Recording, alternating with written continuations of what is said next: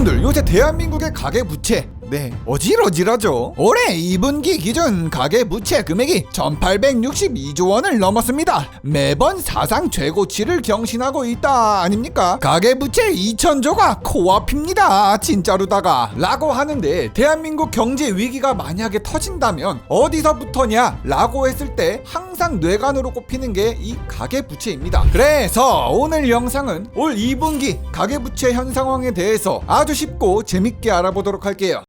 자, 일단요, 일반적으로 가계부채라고 하면요, 가계부채란 개인이나 가정이 은행이나 금융기관에서 받은 대출금을 죄다 더한 값입니다. 쉽게 말해서 사채를 뺀 가계의 모든 빚을 말하지요. 그러니까 가구가 보유하고 있는 부채의 총액을 말하는데, 이 가계대출의 잔액 역대 최대치를 갱신한 게 맞습니다. 한은의 발표에 따르면요, 올 2분기 가계부채 잔액은 1862조 8천억 원으로 전분기 1853조보다 0.5%포인트 9조 5천억 원이나 떡상했습니다. 지금 당장 가계대출을 끌어다 쓴 국민들의 수만 해도요, 모두 1977만 명, 전 국민의 약 40%가 빚을 지고 있습니다. 지금 정부도 이를 겁나 걱정은 하고 있는데요, 한국은행이 앞으로의 가계대출을 추정해 본 결과 뭐라고 말을 하냐, 향후 3년간의 확실한 정책 대응이 없다면 가계부채는 연 4에서 6%포인트나 불어날 겁니다. 그렇다는 건 2년 뒤에 우리 가계부채가 2000조를 넘는다는 거예요. 꾸꾸루핑뽕 라고 하면서 한국은행은 스스로 향후 가계부채 2000조 원인 상황을 시인한 상태고요. 이젠 진짜 시간 문제라는 거죠. 근데 가계부채가 뭐 2000조다, 뭐 1900조가 넘는다,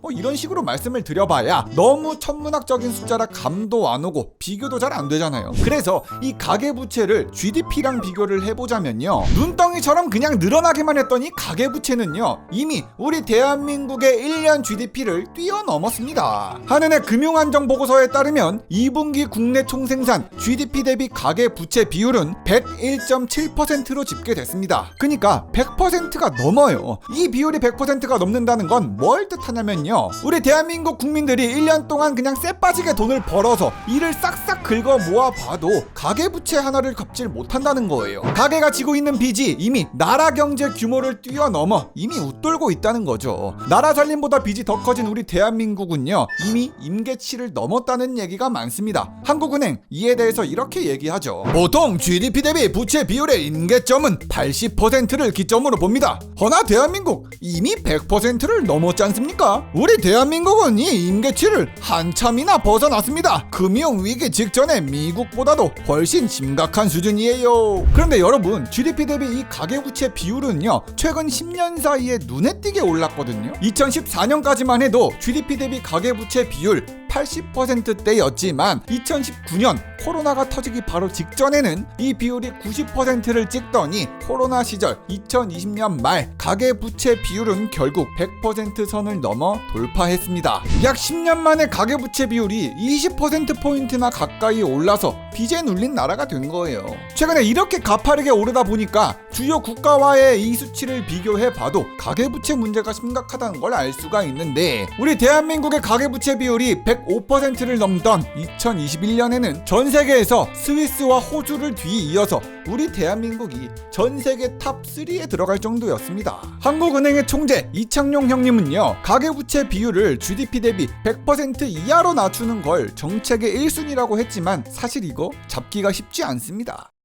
자, 그렇다면요, 이 가계대출이 최근 들어서 왜 또 문제가 됐냐? 일단 가계부채가 계속 늘어나고 있었던 건 맞지만 기준금리가 3.5%까지 올라가면서 이 속도가 분명히 늦춰졌었단 말이에요. 하지만 최근에 겁나 빨라졌습니다. 금융당국은 이렇게 얘기하죠. 정부 주도로 시작된 50년 만기 주택담보대출 특례 보금자리론, 이 두 상품에서 대출이 급증했습니다. 기준금리가 뭐 겁나 올라봐야 규제가 완화됐던 대출 상품 덕분에 사람들이 연끌을 하기 시작한 거예요. 정부가 부동산 시장 죽는다고 조금 살려준다고 40조 원 규모의 특례 보금자리 자리론 50년 만기의 주담대 상품 뿌려버리니까 가계부채가 늘어날 수밖에 없죠. 이 두 상품을 중심으로 대출이 많이 늘어난 건 사실입니다. 한국은행은 주택가격의 적정성을 보여주는 소득 대비 주택가격 배율 올해만 해도 이 수치가 26배가 찍혔다고 밝혔습니다. 그렇단 말은요, 직장인이 연봉을 한 푼도 쓰지 않고 26년간 돈을 모아야 집을 살 수 있다는 의미예요. 근데 솔직히 26년간 안 쓰고 모아서 집을 사는 사람 거의 없다고 보면 되죠. 일단 최대한 대출을 많이 받고 연끌해서 부동산 지르는 게 국룰이에요. 그렇다 보니까 이 부동산 가격과 가계부채는 사실상 서로 연동되어 함께 올라갔습니다. 가계부채 문제를 부동산하고 떼서 해결할 수가 없는 구조예요. 정부는 가계부채가 계속해서 늘어나니까 이를 억제하려고 대응을 하긴 했습니다. 일단 아까 말씀드렸던 대출 상품 줄여야죠. 50년 만기 주담대 특례 보금자리론 칼을 대서 너프시켰고요. 가계부채를 줄이려고 노력은 하고 있습니다. 하지만 현재 가계부채 상황은 좀 매섭습니다. 매콤해요. 가계부채를 GDP에 비교할 게 아니라 이번에는 개인의 소득에 비교를 해보자면요, LTI라고 해서 개인의 소득에 비교해서 대출이 얼마나 많은지에 대한 지표가 있거든요. 이번에도 한은이 공개한 자료에 따르면 올 2분기 기준으로 가계대출 보유자의 LTI를 조사한 결과 소득 대비 부채 비율 평균 300%를 찍었습니다.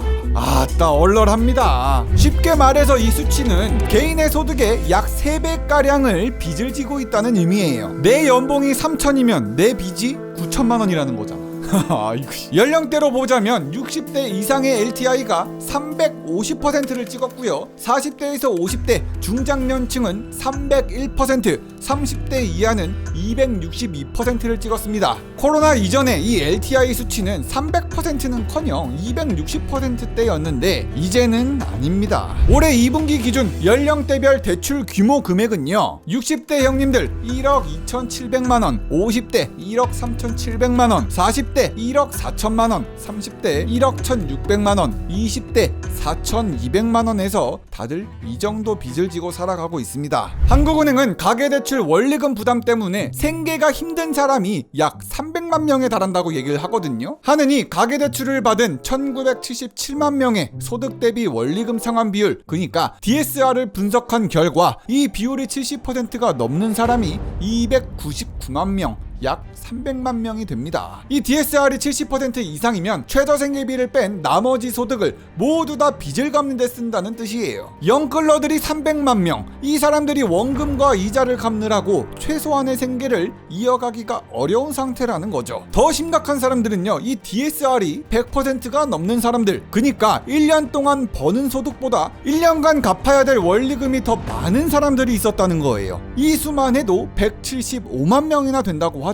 진짜 얼마나 끌어다 쓴 겁니까? 경제 문제는 항상 양면이 있듯 부채도 마찬가지입니다. 어느 정도의 적정한 부채는 레버리지를 일으켜서 불을 키우고 경제를 성장시키지만요, 어느 수준을 넘어서면 이 부채는 자산 거품을 만들고 이자 부담이 너무 무거워서 소비를 억누르는 부정적인 영향이 더 커져요. 한국은행의 보고서를 인용하면서 이만 줄이겠습니다. GDP 대비 가계부채 비율이 일정 수준을 넘을 경우 소비 위축을 초래해 경제 성장을 저해할 수 있습니다. 질서 있는 디레버리징, 부채 상환 및 축소가 시급합니다. 영상 끝까지 봐주셔서 감사드리고 구독과 좋아요도 눌러달라구리.